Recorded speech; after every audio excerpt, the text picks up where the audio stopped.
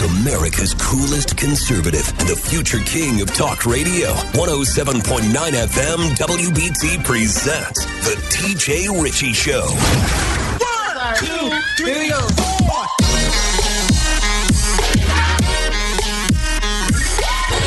Well, ladies and gentlemen, what a blessing to be here tonight and every night.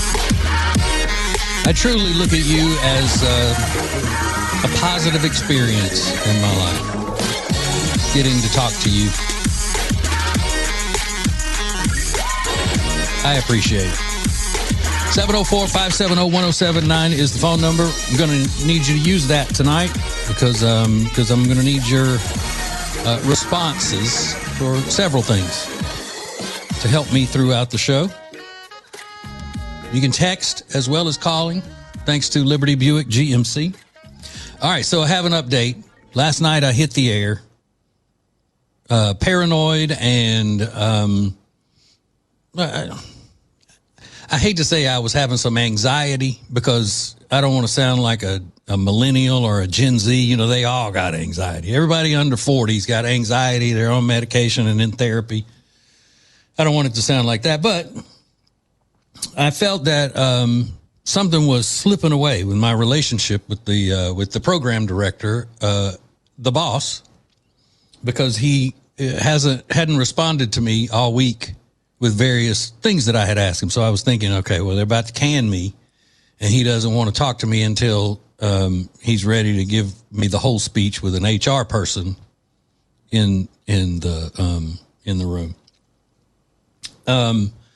So that was at the beginning of the show last night, and all the way to the end of the show, I still hadn't heard from him. So finally, I just sent him a text today, and I said, hey, look, this is really freaking me out. Just let me know. Am I about to get fired or not? And then he called, and he was just like, oh, no, you're fine. Don't worry about it. He goes, I didn't even hear the show last night. You know what he was doing that was more important? He was watching a movie of an Elvis concert. That's what he was doing. So he didn't have time. And then the rest of the week, he was busy and didn't respond to my stuff. And then he said something though that has really gotten to me. He said, because I was going, I know, I was just wondering if I'm, not, since the ratings for my show aren't where they need to be right now. He goes, oh, don't worry about that. He said, we're not really expecting you to get ratings. It's a little inside baseball stuff here, but people seem to believe in the talk radio format that nighttime shows on news talk radio are just not going to have high ratings because people are eating dinner and people are, watching TV and they're spending time with their family. They're not just sitting around the radio, and it's not, a commute time. Like my whole career, I've been a morning show guy. And I said, well, it doesn't have to be that way, because I've been on the radio in Charlotte for 26 years or so, and a good 25 of those years, almost every one of those, like throughout the year, there haven't been hardly any times, any short periods of time when I didn't have huge ratings. I've never been a low ratings Charlotte radio personality, and I don't intend on making this the exception. Now, a lot of things are different. I don't have a partner like I always had with the Ace and TJ show, and I don't have a big staff of other, cast members, so to speak, and, that sort of thing. And a lot of the stuff that got attention for the Ace and TJ show. Now, we delivered a good, solid show every day in the content, but what got attention to get people to try us to begin with were these big things that we did, like, huge charity events and these stunts and, all of these big, elaborate promotions and things like that. Well, now it's just me. I can't get attention that way, because I'm not going to be the one to go live on a billboard for 30 days. And we had people that did that were part of our show that got a lot of attention and news coverage and everything. Well, I'm not doing that. I'm too old for that. And I never really have focused in on, we got to just get this demographic. Now, I know every radio station has a target demographic. Every media outlet does. And they're different. The top 40 that I've always been on, the target demographic is women 18 to 34 years old. That's the main target. Well, you don't get to be number one across the board, as they say, by just focusing in on catering to that small demographic. So what I've always done is you take care of the one specific demographic, but you also bring material that other people will find entertaining as well and listen to. And that's why it was rare that we didn't play very much music on our top 40 show in Charlotte with the Ace and TJ show, because if you were there listening and laughing at what we were talking about and into what we were talking about, you may sit through one top 40 song if that's not your format. Let's say you listen to rock music, but you're not going to sit through 3 of them before we get back and start talking again. So my point is, I don't want I'm not going to just cater the show to men in their early to mid 40s.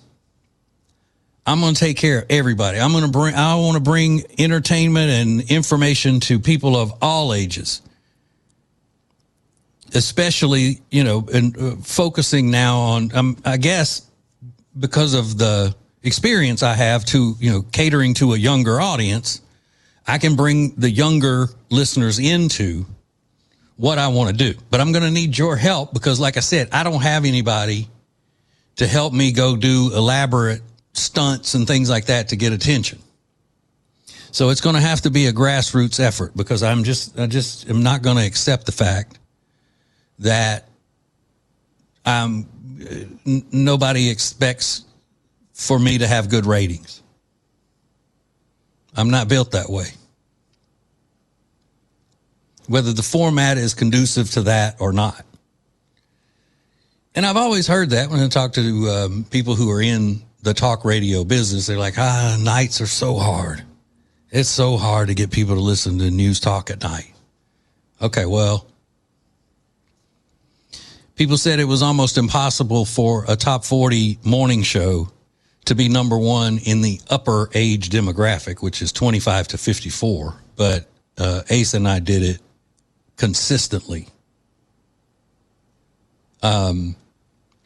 It was not heard of for a top 40 show to have adult men ratings, up in the high numbers, but we did. So that's my mission now, to really focus in on creating this as a community effort. And it'll be fun. It'll be fun. So I'm going to tell you how you can help, how we can all bond together as a community, as a family here, and do something that we can step back and go, look at that. Nobody expected that, but we did it.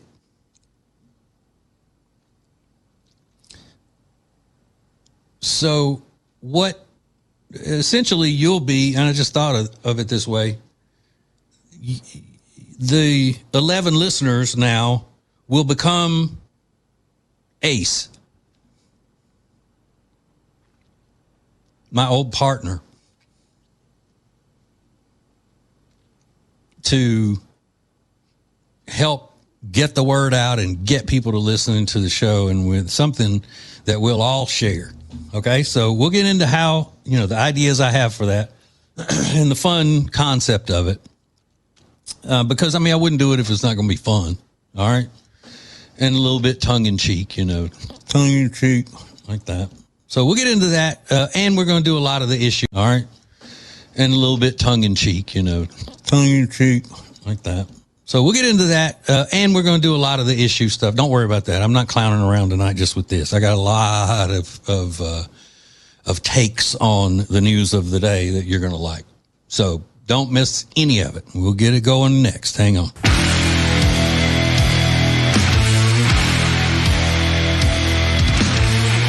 It's the TJ Ritchie Show with the Green-Eyed Patriot, America's coolest conservative. TJ Ritchie. 704-570-1079 is the phone number. You're going to need that. You're going to need your assistance in the calling and the texting tonight. I'm just sitting here wishing that that there was a product that I could put all over my truck, just like some kind of an invisible oil or something really slick that I could put all over my truck and then drive through Birkdale and dare a bunch of kids to jump up on it and start trying to dance and stomp on my vehicle. Wouldn't that be awesome? Hell, I would even, I've been thinking about if I could outfit my truck with some sort of a stink bomb or some sort of knockout gas that a bunch of hooligans jump on my truck and start trying to do like they did in Birkdale last weekend. That I could just hit a button and they all just collapse right there, knocked out. Boom. Not dead, not hurt, just knockout gas. So then the police could just come pick them up and deal with them.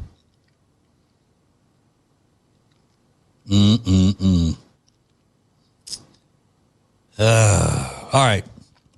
So here's what I need you to do to build our little family here, if you would, and it'll be fun. I'm not really asking you to go do a bunch of stuff, but we treat it like a campaign. And if you will just tell, I don't know, maybe one person a day that you come in contact with, some of your friends or whatever, you tell one person, hey, you should listen to the TJ Ritchie Show tonight. But I don't know, that's because you don't know if I'm going to be, interrupted with a ball game or something. That's the difficult part.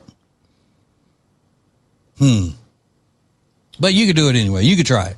Say, just listen to the TJ Ritchie Show for, listen for 20 minutes one night. And then that way, if they just check it out, then obviously, if they listen, they're going to love it because I'm that lovable and adorable. Tell your coworkers. It's just it's kind of like when the Methodist Church, if you've ever been to a Methodist church, when they start asking how much you're going to pledge to give in the next year. When I used to be Methodist, I never participated in that. I was like, I give you what I give you. I'm not going to play in that. But I'm not Methodist anymore. They're too liberal. Wanted to make sure I threw that out there. So yeah, if you just said, hey, listen to TJ Ritchie on 107.9 WBT, say, oh yeah, they're FM now. So it's cooler. It's a lot cooler now. They're on the FM. It's in stereo. It's just cool.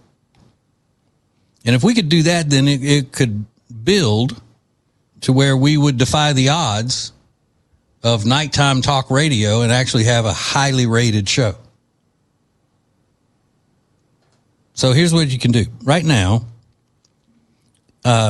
If you will call or send a text and just say, hey, I'm going to pledge to tell 5 people a week to listen to you, to listen to our show. Because that's the way I want you to look at it. This is our show. Because for the most part, we're like-minded and we have the same moral values and all of that kind of stuff. So just say, hey, yep, my name is Don, and I'm gonna commit to telling 5 people a week that they should check out your show. Now, if they already say, well, I do listen from time to time, I know who that is, then that doesn't count. You got to find people who don't listen. And they may be like, what? TJ from Ace and TJ is now doing a show on WBT at night? They may not even know. Chances are they don't know. Then they'll be like, oh my God, I love him. He's hilarious. He's the greatest radio personality that's ever been. I didn't know I had a chance to listen to him at night on WBT. And you say, yeah. Tell them at the hair salon, ladies, when you're getting your nails done. Tell them. Because I don't have an advertising budget. I mean, WBT had some TV commercials. I don't know if they're still running, but if you notice, there was somebody missing from those commercials. I never said anything about it. But they did flashes of other radio personalities on WBT, but I wasn't one of them. Which, that's fine. I get it. Low man on the totem pole. I'm not that important yet. So I don't have a budget for any of that. So it's just word of mouth at this point. And since it's campaign season, I figure I would be like a politician. I need your support.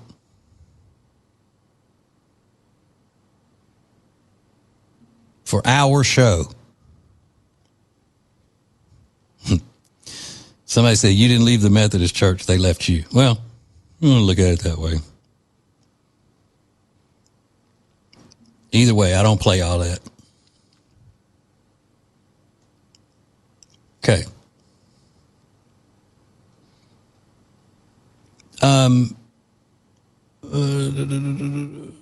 Okay, so I'm not getting any commitments yet here on the texts, but I'm gonna give it time. This one says people may not realize you are back on the radio. Everyone in Charlotte knew the Ace and TJ show. Yeah, that's what I was just saying, and you're right.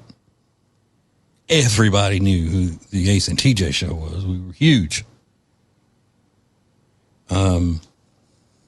But then you'll also get a lot of people say, well, I only listened to that show because I liked Ace. There wouldn't be many of them. And they're, probably not very intelligent. And look, I'm just kidding. I would say that in front of him all the time when he was alive. It was a running joke. Because people always, they would say, who's their favorite on the show? They go, oh my God, it's nice to meet you. You're my favorite. And if I heard them telling him that, I would say, well, obviously, yeah, you look like you would be one of his fans. Just joshing. And then he would say, he thinks anybody who likes me is a redneck and uncivilized, and which was true. It was true. So there. If you could, just let me know. Hey, you can count on me. I'm going to tell 5 people a week. And then when you tell them and then they come back and report to you, yeah, I was listening to that and I don't like it, or yeah, that's good. I'm going to start listening. Just report back as to what they said after they listened. But lead with that whole thing about TJ from Ace and TJ is, doing a solo show on WBT. I think that'll carry a lot of weight and get people's interest. Because, the Ace and TJ show is a beloved part of Charlotte history. And I just wish that the management at WBT realized just how important I am. But they don't yet. They don't know. They never listened to me on the radio from my days of the Ace and TJ show. Talk radio people only listen to talk radio. See, I listen to all kinds of stuff. Talk radio people only talk radio. Country radio people who are in country music, the people who run country radio stations, they only listen to country music. Short-sighted. But whatever. It's us, baby. Us. We're going to get it done. Community effort, which I usually don't do community efforts because I don't want anybody to mistake me for, a community organizer or a Marxist. But this is different. This is different. Okay. I don't even know where to start with all the audio that I have. Okay. I don't even know where to start with all the audio that I have tonight to share with you.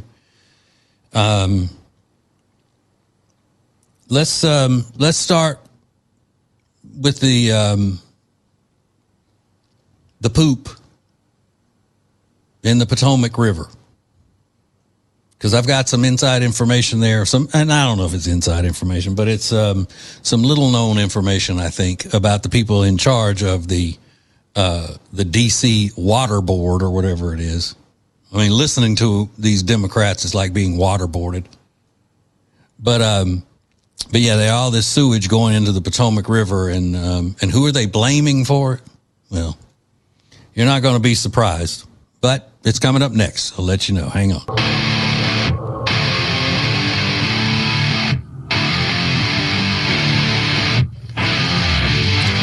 Charlotte's FM News Talk, 107.9 WBT, the TJ Ritchie Show. A show for the people. Which people? All the people. I love all the peoples. All right, so Lonnie Ray was just telling me, and I'm gonna start letting you know more about these sorts of things as well. They call them programming notes. I won't be on Monday because there's a ball game, and then Wednesday I will only be on from 8 to 9 because of the coaches show. Yeah, and then once the tournament starts, I don't know when I'll be on, and it depends on how far Carolina goes in the tournament, right?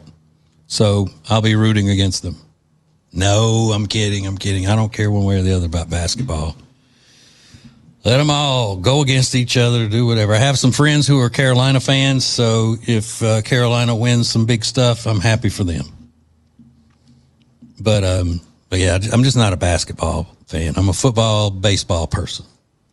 Okay. So you got all of this sewage going into the Potomac River, and it's coming from Maryland. And there is a Maine who is in charge of all of that.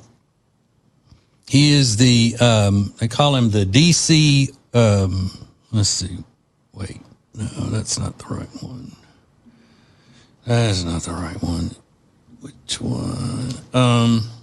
Okay. I got it here. I'll get it.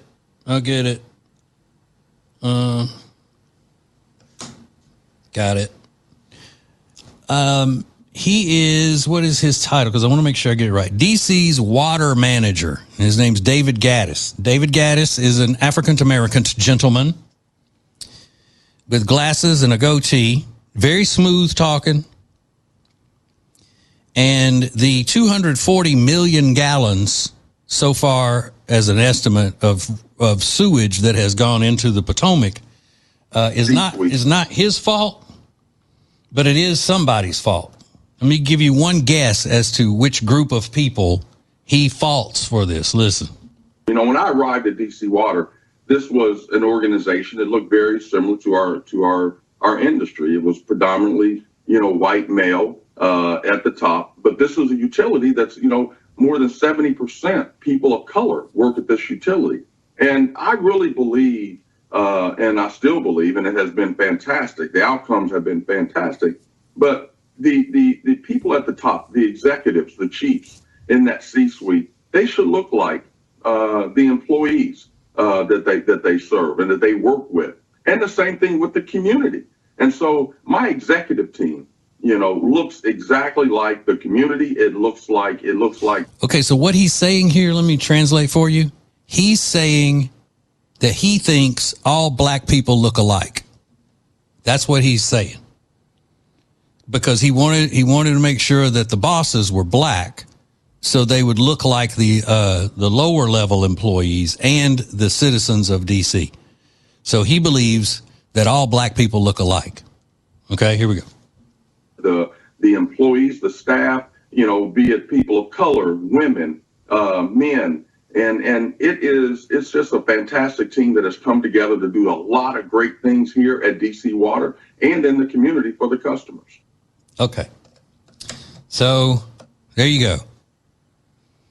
Who's at fault? Well, the white men that used to run the DC Water. That's who's at fault, according to this clown. Now, what else do we need to know about him? Well, the reason that he would do that, you can think, what in the world? How would he reach that conclusion? How's he even getting to that? Well, because he has experience in doing that. He was, I think, the CEO of a big firm that does the same kind of thing. And he just was part of a losing class action suit because you know where he was in charge of clean water, making sure water was clean and all. You know where he was in charge of that? Flint, Michigan. That's where. Flint, Michigan. One of the biggest water disasters in the history of the country. Flint, Michigan. He was one of the high ups there.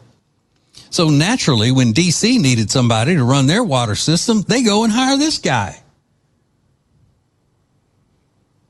And when all of that happened in Flint, Michigan, they blamed it on racism.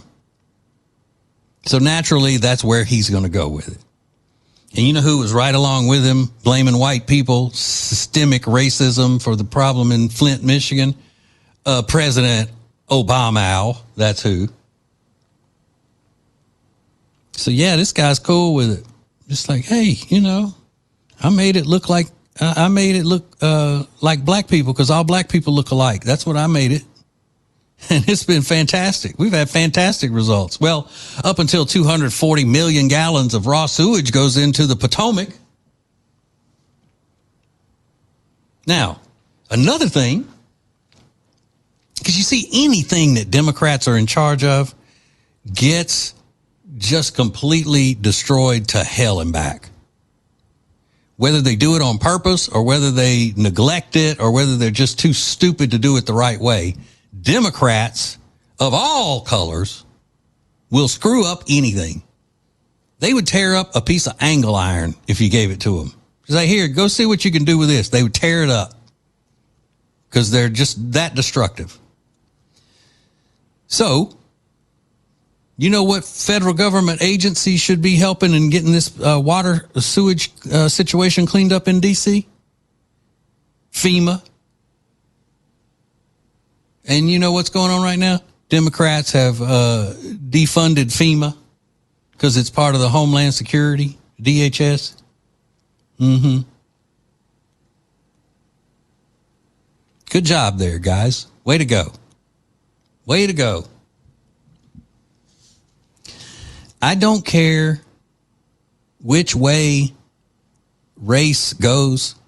If you hire somebody because of their race to do an important job, instead of hiring them because they have the qualifications to do the important job, you're going to cause death and disaster. It's going to happen, and that's what's going on now.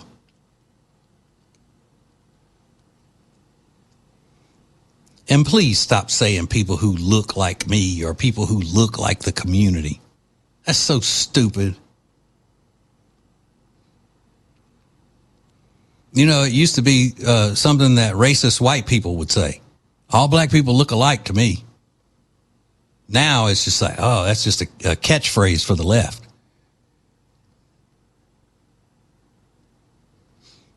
I said it to prove a point one time. It's like, I don't watch the NBA because there's nobody who looks like me. I can't relate to it because nobody who looks like me plays enough.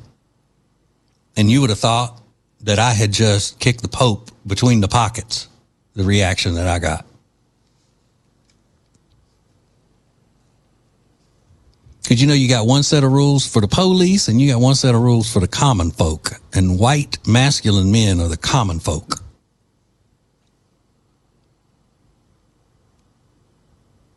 You know what they ought to do? They ought to take this guy and make him swim in the Potomac. That's what they should do. Why don't you go out there and just take a quick dip? Come back and tell us that everything's going great. Fantastic results, you idiot. And cut your damn fingernails. See him in this video. Cut your damn fingernails. Oof. All right. More uplifting things like this coming up next. Hang on.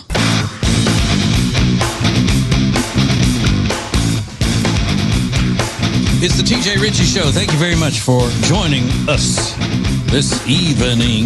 It's Charlotte's FM News Talk 107.9 WBT. Woo! On a run and having fun. That's what we're doing here. That's what we got going on up in here. Let's see. Gotten some people to commit to telling 5 people a week to check out the show so we can defy the odds and actually have a highly rated nighttime show on a news talk station. This person says, hey, TJ, I tell my friends, family, and many clients, but not all. Got to stay in business and not lose business, You're number one. Miss you and Ace. You're still rocking now. My wife loves you. Parentheses, not kidding. Sal and Mindy. Thank you, Sal. Thank you, Mindy. Yeah, I get it. Because, liberals have money to spend, too. I know what you mean. And let's see. Jeannie said, I will advertise your show on my Facebook page for starters. Thank you. Thank you. You see, it's this group effort, this community effort for the greater good.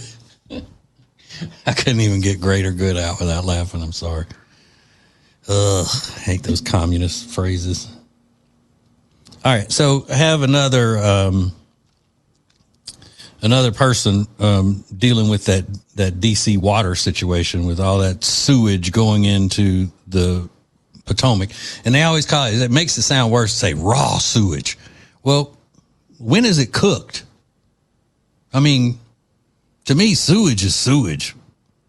I know there's probably a difference I know there's treated sewage. I get that. But if it's treated, is it even that bad? I don't know. But it just sounds nasty. It sounds, oh, you sound nasty. Raw sewage. It's raw. Ugh. You nasty. Okay, so with a huge sewage spill, this is what DC Water Chair Unique Morris Hughes is focused on. Oh, and this is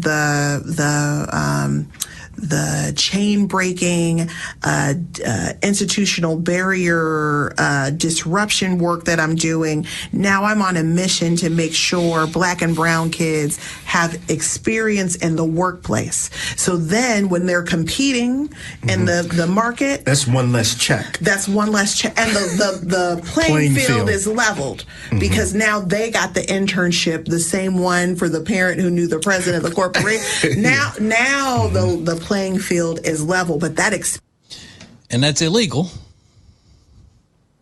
So not only is she not focused on what she needs to be focused on, which is, I don't know, some people would say getting the millions of gallons of raw sewage out of the Potomac, not the Potomac. You're not focused on that. You're focused on breaking the law by giving preferential treatment to people based on their race. Good job. Way to go, DC. Running a tight ship there, are you? But for so long, many years, the society, our culture has been conditioned to not say anything. I mean, these crazy, blatantly racist is preferential treatment for race. If any white person criticizes it, then, oh, you're a racist. Well, how does it feel being a Nazi? But we're getting over that. That was ridiculous the entire time. On its face, ridiculous. And if you are choosing to not hire someone strictly because they are a certain race, or you're choosing to hire someone just because they belong to a certain race that you happen to belong to, you are the racist. This woman has just admitted that she's a racist because she believes that black people are better because of their race. She's a racist. Racist!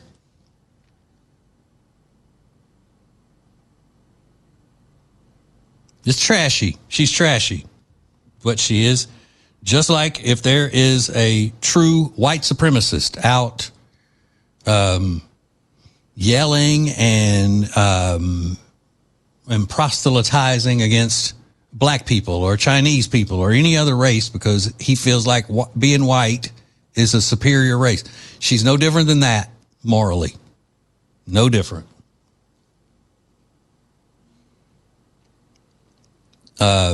Same doo-doo, different bag.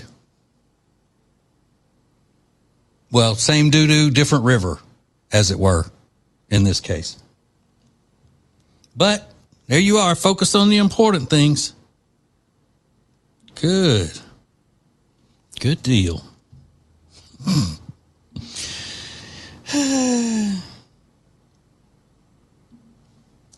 Now, the government agencies in D.C. are like, oh, don't worry, none of this is affecting the drinking water. It's not affecting the drinking water. Oh, really?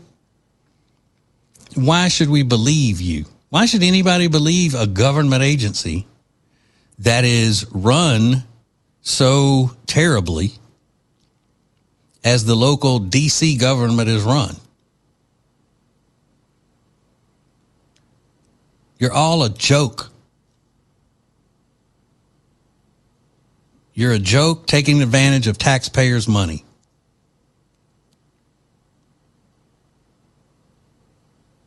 And what ends up happening? Again, put Democrats in charge of anything, they're going to screw it up. Look at Charlotte. Look how much Charlotte has gone downhill since it's been completely run by nothing but a bunch of Democrats. Marxists.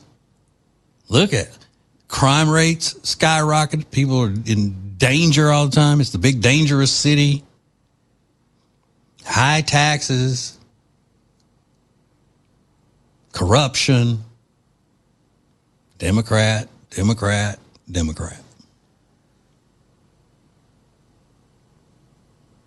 Seriously, stop and investigate these big cities that are run by nothing but Democrats and how awful they are. And it doesn't matter whether they're white Democrats, black Democrats, brown Democrats. A Democrat is a Democrat, and they don't need to be in charge of anything. I wouldn't even want them in charge of picking what ice you need for the company picnic to go on top of the beer. I'd be like, oh, wait, who's going to get the ice? And they go, well, chairman, whatever. Well, isn't he a Democrat? Yeah. Well, don't let him be in charge of anything. He can't, He'll come back here with one big ice block that you can't even pick up out of the truck. And he'll drop it and squish all the beers, and they'll be shooting everywhere.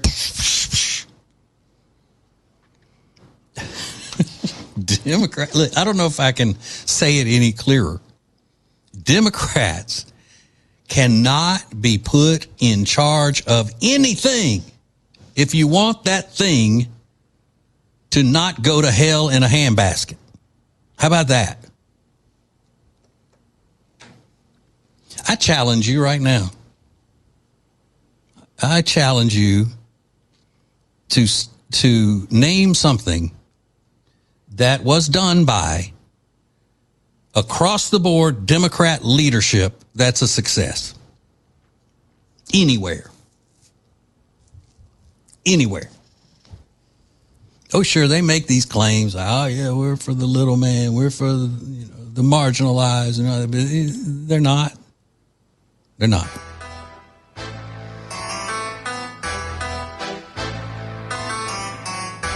They're just in it for themselves.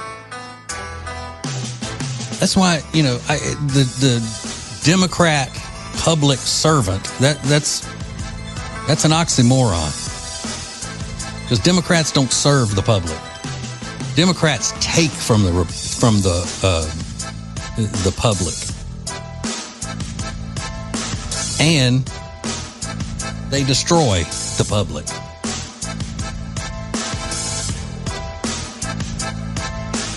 Okay.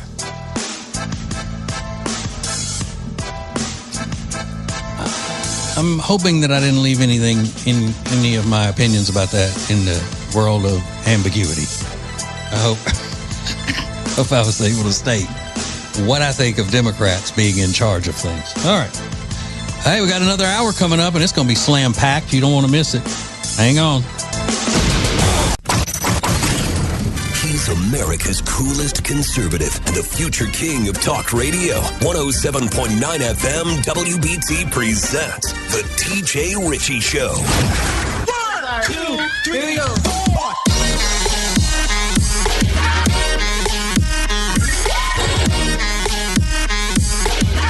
Oh, look, this is great. The Kansas State House voted 87-37 in favor of passing SB 244, which defines gender as biological sex and bans men from invading women's bathrooms and requires accurate sex-based identification. So in other words, they had to pass a bill that is one of the most common sense accepted sciences in the world. Ugh.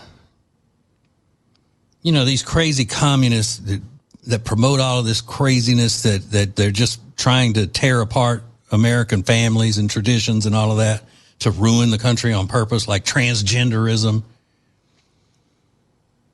You know what? We should be put out with them strictly because of how much work they're causing everybody to do with their idiotic, insane, psychopathic ideas and actions.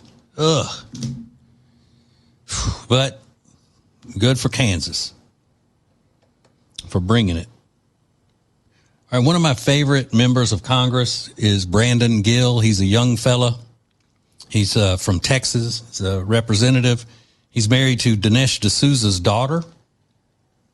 Dinesh D'Souza is a political commentator and author and filmmaker and all of that. He's an Indian man. So I always find that interesting that these two people from different political jobs meet up and get married and all that. But anyway, Brandon Gill is brilliant when it comes to questioning these people testifying in front of Congress. And this is one of those instances. It was just beautiful the way he operated to get this woman completely flustered and painted into a corner. Listen. You're a racist. I'm not a racist. You're not a racist. Particularly interesting because according to one of your affiliate charities under your nonprofit umbrella, denial of racism constitutes covert white supremacy. Are you a covert white supremacist? Sir, I'm here to talk about the essential work that nonprofits Are you a do. covert white supremacist? Can I talk about the work that nonprofits do in No, your I'm district? asking you if you're a covert white supremacist, which, according to one of your own organizations, again, denial of racism constitutes covert white supremacy.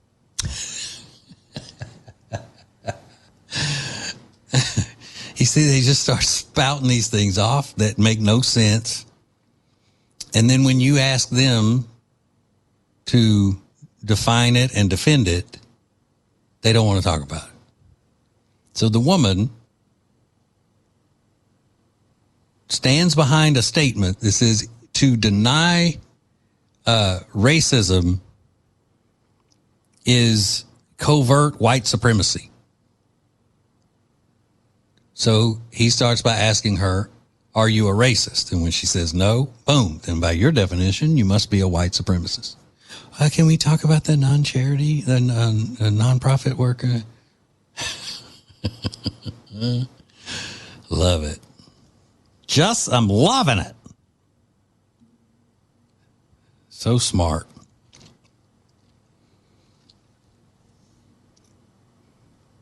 There was a flight delayed that I saw, and I don't remember where it was going, but it was delayed for a long time. People missed their connection and all that because in between two of the seats, somebody noticed that the non-smoking sticker, like no smoking sticker, was missing. So they had to delay the flight until they could get the sticker printed and put on the plane. It was an American Airlines flight. Let's see, where was it going? It was an international outbound trip. But it was on the domestic leg, been waiting for JFK maintenance to print a new sticker because without it, this plane isn't legally allowed to fly. You've got to have that sticker. So they had to track somebody down who could print a new no smoking sticker and put it on there. Here's what I think. I think that if a person does not know that you can't smoke on an airplane, then they should be banned from ever flying because they don't have the mental capacity to be on a plane for their safety or others. It is 2026. You haven't been able to smoke on planes, commercial airlines, since about 1990. I think it was around 1990 where they completely just banned it. Said, all right, no more no smoking flights, no more smoking flights. They're all non-smoking flights. So, not to mention how many times they make the announcement on the flight before you even move, before they even push the plane out of the gate, they're already telling you can't smoke. But you got to have that one sticker that says it. One sticker. Now, I'm sure pilots would say, well, that's considered part of the equipment on the plane. And if it's considered a piece of the plane's equipment, then you wouldn't want to take off if there was a belt missing from the engine. Yeah, I know I wouldn't, but a sticker on a seat inside the cabin is not going to make the plane crash. Let's have some common sense. And like I said, take all the no smoking signs out of there. And if somebody tries to light up a cigarette after you've made the announcements and all that, then when they land, you put them on the no-fly list. Because You're just not mentally equipped to handle a commercial flight as a passenger if you don't know that you can't smoke on a commercial airline. You're dumb, is what I'm saying.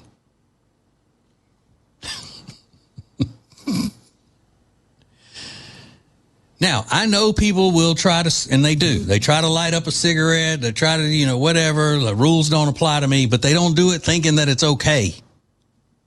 They do it to be defiant. And at that point, they should be face down in the floor, handcuffed, feet zip tied together, strapped into the seat, and never allowed to fly again. And as soon as you land, they need to go to penitentiary. Because what are they doing? They're messing it up for everybody else.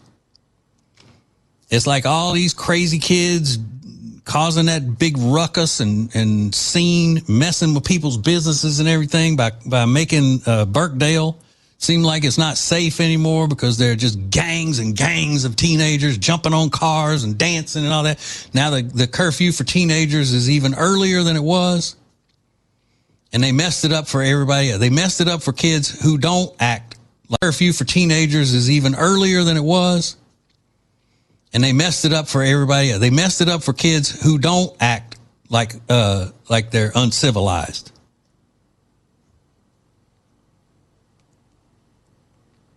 Same with people. If you get on a plane, somebody's trying to light a cigarette or does light a cigarette, and they have to be dealt with by the crew.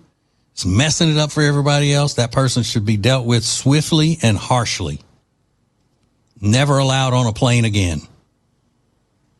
And they need to go to some sort of a psychiatric treatment. Now, I'm going back to the whole thing that I've always said about, there should be a special jail for people who act uncivilized in a civil society.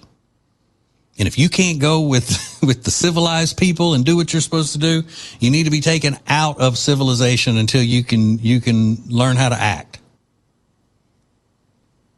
Just take a break from civilization and get schooled on how you should be acting around people. But to delay a flight because of a no smoking sticker that needed to be replaced, get out of here. Ugh. People dumb. Dumb. And if you're a pilot and you're going to start writing in here and telling me that I'm wrong, you just don't understand. Well, no, I understand a sticker on a plane is not a big deal. I get you got regulations, all that, whether the regulations are stupid. If they say that you're not legally allowed to take off if there's a sticker missing from between two seats, then the regulation is stupid. There's nothing okay about that.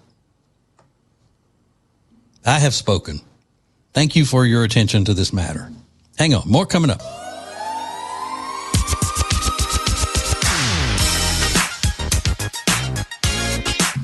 Oh, it's the TJ Ritchie Show. Time just flying on by. I'm TJ Ritchie, the green-eyed patriot, America's coolest conservative, big old chunk of sweet white chocolate. Old, white, and gifted. I think I got them all in there. What y'all trying to do?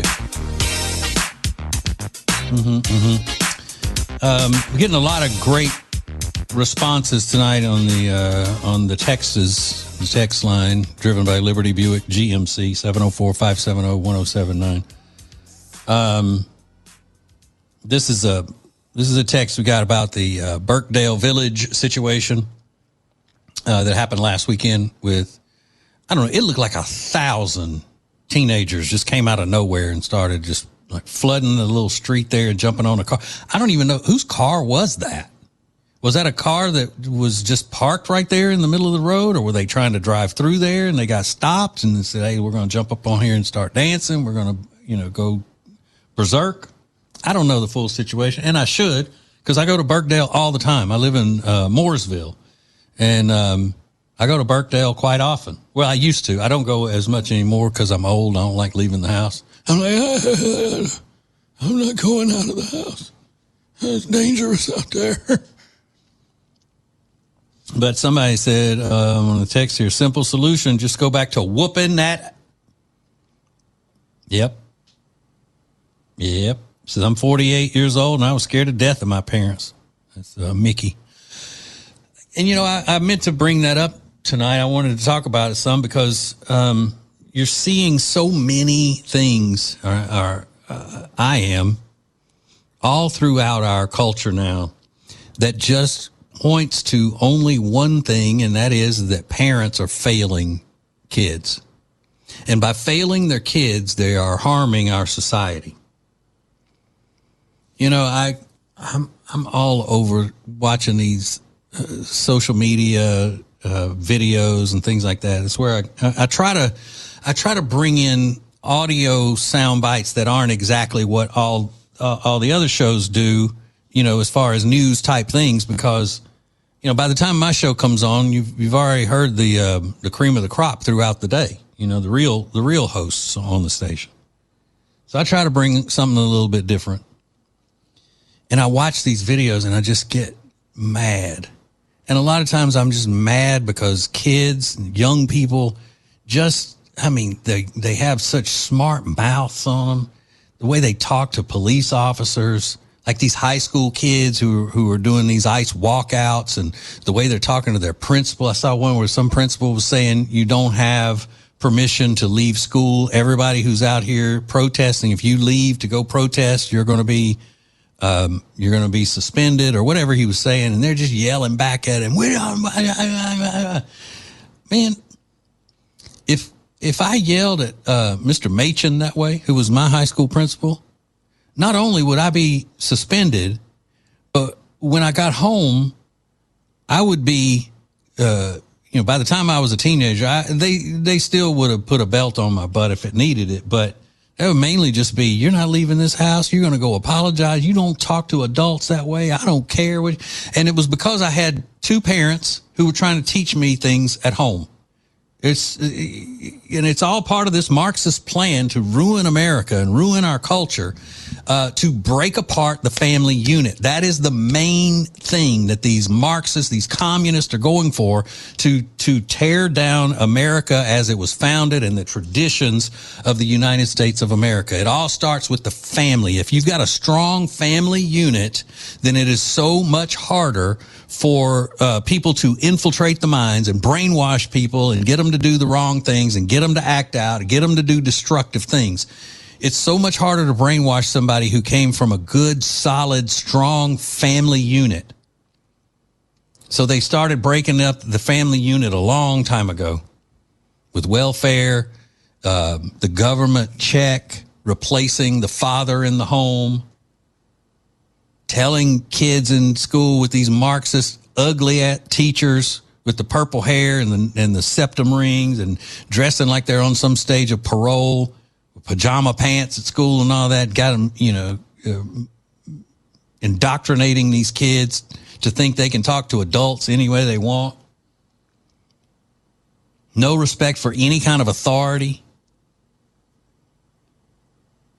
It's just, you can just see the rot going on. And trust me, if you do what I do and you sit and you scroll through these TikTok videos and these X videos and all that stuff, you just end up looking and just, sometimes I can't even eat lunch because I've been watching too many of those, and it's just, I get furious. Like, what have they done? And it comes down to, first and foremost, they've disrupted the family unit in America, and they've had control of the public school system, the government school system, for so long. They've been able to manipulate and indoctrinate and brainwash an entire generation of people to thinking that America's bad, cops are bad, everybody's racist. And it's all by design. And sometimes I just feel, I feel defeated. I don't know if you ever feel that way, but sometimes I just feel defeated because I'm like, it seems like it is they have what they've set out to do is flood the zone. That's one of those Marxist terms, flood the zone, overwhelm society to where they, it's so bad and so overwhelming that you can't do anything about it. It's too far gone. They give up. And I look at all those, look like, like I said, 1,000 teenagers going nuts at Birkdale Village, which, is a very nice family area. Not anymore, if they have their way about it. And just look at them and go, how many of them actually got in trouble for that? Not with the law, but how many of them, got home and their parents say, what were you doing? Were you one of those people that were out there doing that? That's what my parents would go, hey, I know you went to Birkdale Saturday night. Don't tell me you were one of those kids out there acting a fool in the streets and jumping on cars and everything. You better not tell me you were one of those. No, ma'am. No, sir. I wasn't. Who was? Any of your friends part of that? No, ma'am. No, sir. It better not be. How many of them got that speech? I'm guessing, look at it from, I'm more of a pessimist. I'll admit. I'm going to say not a damn one of them. Not a damn one of them. Because if they had parents that were going to react that way, guess what? They wouldn't have done it in the first place.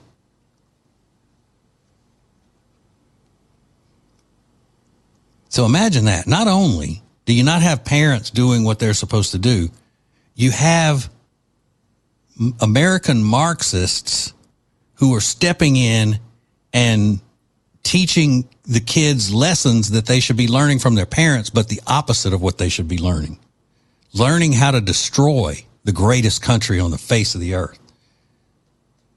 And you're going to tell me that the Democrat Party, the bosses of the Democrat Party are not cult leaders? Please, get out of here with that. They try to say Republicans, MAGA is a cult. No. Conservatives have never been part of the cult. Democrats have. Always. And that's a fact. Won't even hear an argument any other way because I know it's a fact.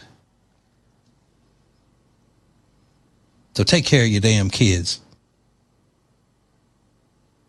Don't let them mess it up for everybody else. Keep them at home. You don't want to deal with them either, do you? I get it. Sorry, Ed. Hang on, more coming up.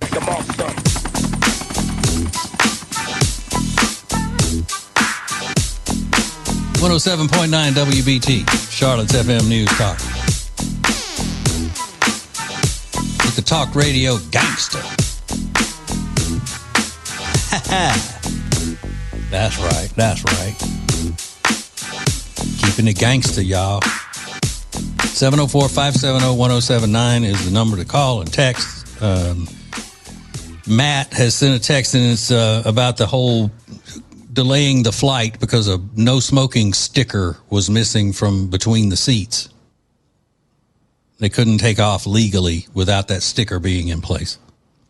He said, hey, TJ, yeah, the world is getting dumber. There's a sign on the refrigerator door in the break room at my work that says, shut the refrigerator door after you open it. Then someone wrote with a Sharpie, as opposed to before you open it. And these two morons ended up getting in a fist fight in the parking lot after work. Welcome to the new world. You see, I'm annoying like that. I will always be the one to jump on something like that. Like when somebody says, yeah, I was talking to Ben, before he died, and oh, really? Or Ben told me before he died that la da da da da. Oh, he didn't tell you after he died? Well, isn't that special? I know I'm a jerk. It's fun. Okay, and going back to what we were talking about parents not raising their kids properly, and when the parents aren't doing what they're supposed to do, and then they send the kids to these Marxist government schools to be indoctrinated by these psychopath narcissists, you end up with stuff like this. These are this is a classroom, and there's 3 little boys. They look to be, I would say, maybe 4th grade, and they're up in front of the class doing an assignment. Reciting for the class. You know, you get up and give a report or something. They're reciting in what appears to be an attempt at slam poetry or something like that. An anti-ICE message. Now, again, they are in front of their class. They are about in the 4th grade, maybe 5th grade. And this is what these 3 little hooligans did and what they said. Listen. Hi, my name is Rafa. Hi, my name is Ulysses, and we're presenting The Story of Others.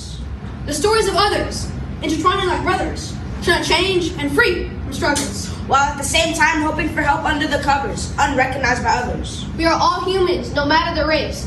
No disgrace, we all deserve a place. And we shouldn't have to pick up our pace because a police officer is in our face or a crazy white lady sprays us with mace. We all are not thugs, and we all deserve hugs, and some of us won't even crush bugs. We're getting deported by ICE, and I can't understand why everyone can't suffice. We have might, so we must fight. Just for our rights, look at the future and set our sights. Guys. Cooked, our system is cooked. Booked, our president should read a book. Shook, every time we see an officer, we shouldn't be shook. Look, we shouldn't be judged on the way we look. Light shines through the darkest times, no matter the bull. They will not fold if we all uphold. The stories of others, intertwining like brothers, trying to change and free from struggles. We can shine as we work together. And who knows, maybe like the phoenix, we will continue to rise. All right, now you're going to tell me that the teacher that assigned that and told them that that was the message to get out, a slam poetry, anti-American, anti-police, and F-ICE, that we had to beep because they said the full word to their 4th grade class? Are you going to tell me that's not some trashy Marxist indoctrination center that these little boys are at? That's almost like those Islamic schools overseas that teach the little kids about killing Americans and Jews. Not only should that teacher be banned from being around kids anymore, she ought to go, or he ought to go to jail. Contributing to the delinquency of a minor and treason.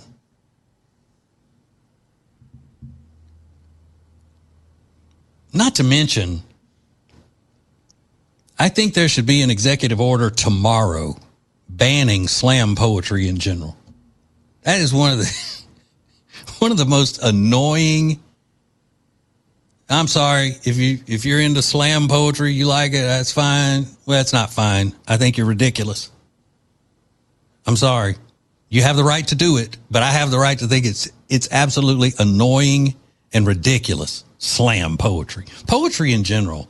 Even some of the greatest poets, I'm not a big fan. But slam poetry, please. It's ridiculous. Write something real. Either rap or do a poem. Pick it. You're going to do one or the other. A bunch of beatniks sitting around like in the 60s. You see these liberal protesters and demonstrators, I keep telling you, all they want to do is they want to have an audience.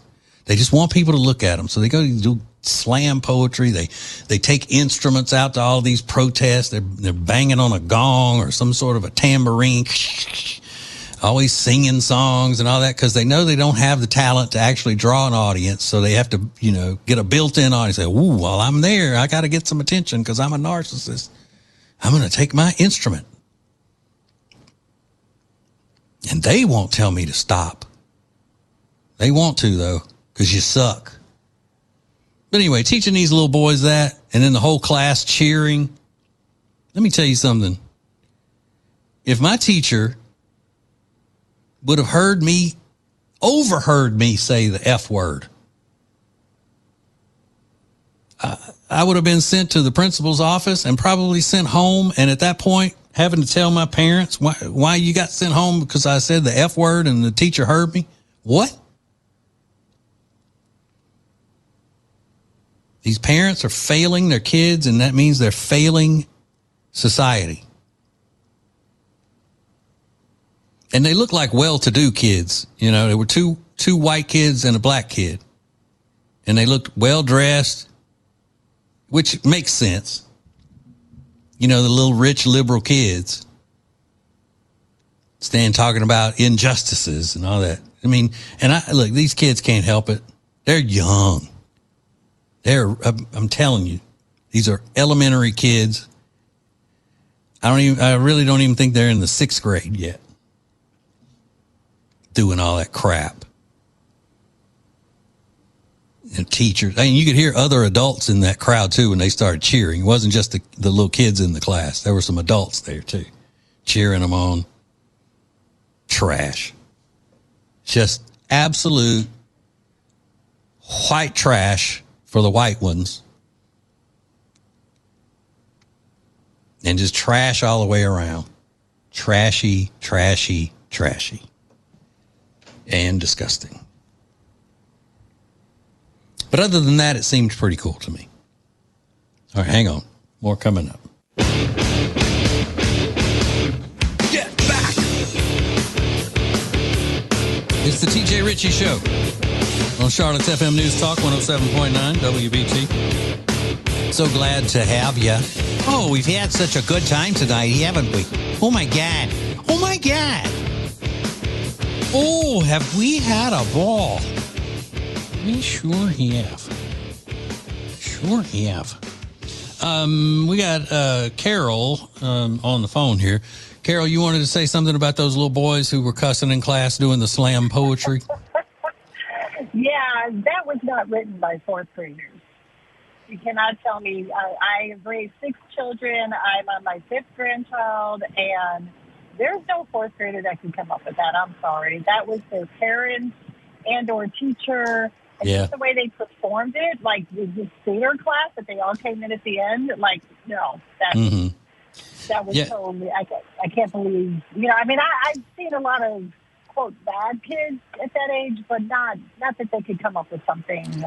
No, it was written like an adult Marxist wrote it for them, yeah. And it's kind of like, you know, it used to be that parents would always be accused of doing their kids' science projects for them for the science fair. And all. So this is just the new version of that. I'm going to write you an anti-establishment, anti-police slam poetry for you and your little friends to perform. Yeah, okay. Yes, so you can get all kinds of applause. But you also mentioned as far as like, so I'm almost 64. And I remember in school, in elementary school, I was in 8th grade, and this girl called me the B word. And so I pushed her in the bushes. Well, of course, her mom, you know, I'm in the office the next day with her mom and the girl, and the principal's just like, I said, well, she called me a bad name. And TJ, I was terrified to tell her what she called me because I knew if I said it and my mom found out. Yeah. And I'm like, Miss Kehoe, I can't say it. I can't say it. It starts with a B. And she wanted me to say it. I'm like, I can't say it. I'll get in trouble. Nowadays, I'm telling you, these little kids just walk by me and they're just like, hey, B. I'm like, well, excuse me? Excuse me? Yeah, they've been taught to not have respect for authority. And it's weird because the Marxists at the government schools don't even make them have respect for them. You know, it's like you can talk to us any way you want or act any way you want. We're not going to come down on you, man. We're not going to kill your vibe. You know, all of that kind of stuff. My daughter's a school teacher. She got her master's just so she could become a principal, so she didn't have to sit in the classroom with these little hellions. Yeah. But they could do anything, and she's like, Mom, I can't say anything back to them. She's like, I could get fired if I say anything back to them. She was dealing with 2nd and 3rd graders, kicking her, hitting her, calling her all kinds of names. And I'm like, I don't know how you do it. I don't know how these teachers do it. Yeah, They're not allowed to respond to these kids. And that's why so many of the teachers are not good teachers, because the good ones will look at it and go, I'm not putting myself through that. You know, it's just like, you know, you look at cops every day and these ICE agents especially, and you go, how are we even keeping people to do these jobs? Because they're just being ripped apart every day by these lunatics, and they're being beaten down every time they leave the house to go to work. They're just being beaten. And all these people have been taught not to respect them, say anything you want, get as close to them as you possibly can in order to drive them nuts to where they may snap and hit you. And then you got them in trouble. You got a lawsuit and all of that stuff. One of these days we're going to look up, and this is their plan. We're going to look up and there aren't going to be any good teachers and no good police officers, because all of them are just going to go, it's not worth it. Right, exactly. Or they're all going to snap. And I have my boyfriend's brother is Charlotte PD, and he's got 5 years left, and he is counting it down. He is counting. You know, he's retiring earlier than he probably could, or whatever. Or he's retiring when he can. But most of them will go into their early 60s or whatever. He's like, no, 55, I'm done. Yeah, I mean, just imagine if your job, the profession that you chose, is a dangerous profession where every day when you go to work, you're putting your life on the line. Yep. But you started out your career wanting to do that for noble reasons. Like, I want to protect the community, and without law enforcement, our country is nothing. Our country is just going to be a regular this crazy communist dictatorship and, crime everywhere, all that. I want to go and help. And then as your career goes, it goes from you being a respected member of the community where kids and people are taught to show you respect and to follow things that you say because you're there to help and protect and all this stuff, to all of a sudden you're being told when you're still going out on the streets, and now it's even more dangerous every day, and you stand an even greater chance of losing your life, that you can't do what you need to do to fully protect yourself from people. You can't, they hold you back from doing the job that you've always done just because of these maniacs who have taught their kids and taught other people, these mobs, to disrespect them and to cause as much trouble as possible. It's got to be so frustrating for the good ones, Yeah, I can't imagine walking up to a car where, so my boyfriend, if he gets stopped, he literally will open all 4 windows. So that way it eases the officers, as far as walking up to a car and they're all the dark tinted. Yeah. They don't know what's in there. They don't know who's in the back seat. Mm-hmm. So he's told me, he's like, if you ever get stopped, you open all 4 windows so they can see inside. And it gives them a little sigh of relief. But nowadays, you don't even know. They could be laying down. Yeah. It's horrifying for them. I would not want to be a police officer nowadays. And like you said, even school teachers now, they're getting beat up by their students and they can't raise a finger to them or they get fired. Yeah, it's ridiculous. Well, first thing I do when I get pulled over is just down the rest of that bottle of vodka I'm drinking. So, yeah. and then push it under the seat, to try my very best. And then if they say something, I just blame it on my wife. Go, oh yeah, look at her. She's wasted. She's probably on drugs. Take her, officer. That's what I say. Well, Carol, thank you so much. I'm glad you called. You have a great weekend. Okay. You too. Thanks for taking my call. All right. Bye. I know it's not Friday, but I'm not going to talk to her tomorrow. So I tell her have a great weekend because it's coming up. Duh. Craziness. All right. I don't have time for this clip. It's going to drive you crazy. If I play this clip as the last thing you hear on the show tonight, you're going to have nightmares. I promise you, because it is one of the most annoying feminists I've seen in a long, long time. So I'm not going to let that be the last thing you hear of the show tonight. I will play it tomorrow. We'll have it ready to go tomorrow. But I care about you too much to leave you with that for tonight, because this woman is a whack job, out of her damn mind. More so than regular feminists. I mean, she's to another level. Another level. All right. So if you missed the update earlier, I'm not getting fired right away. I mean, he didn't say I'm never going to fire you, but I was worried about that. So it's not coming at the end of the month. That's all I know. Okay. Okay.